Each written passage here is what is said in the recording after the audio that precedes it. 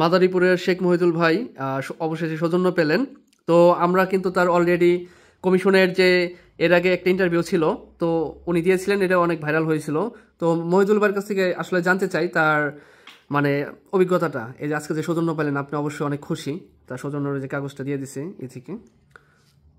আলহামদুলিল্লাহ, আমি মনির ভাইয়ের মাধ্যমে কমিশন করিয়েছি। আগে আমার ভিডিও দিয়েছিলাম যে কমিশন দিয়ে এসেছি, আজ কাগজ 2 বছর আমি পাইছি মনির ভাইয়ের মাধ্যমে। আমি অনেক খুশি। অনেকে মানুষই বলেন যে ভাই আপনারা শুধু কমিশন করান কিন্তু রেজাল্ট কই? ভাই আপনারা যদি আমাদের পূর্ববর্তী প্রত্যেকটা ভিডিও দেখেন, দেখবেন যে কমিশন থেকে কারা কারা এবার 25-এ সৌজন্য পেলে সবগুলোই সব কিছু দেওয়া থাকে। এটার জ্বলন্ত প্রমাণ আমাদের শেখ মহিদুল ভাই।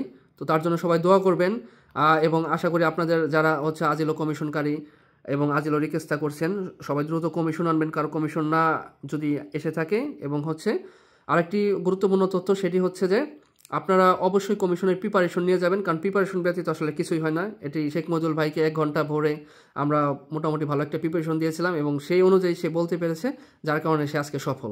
সবাই তার জন্য দোয়া করবেন। ধন্যবাদ। মাদারীপুরের শেখ মহিদুল, উনি আজকে কমিশন দেওয়া হলো, তো এই জন্য আর কি কমিশন সম্পর্কে যত কিছু জানা যায় আমাদের আভোকাতো মারিয়ানার কাছ থেকে আমরা জানতে চাই।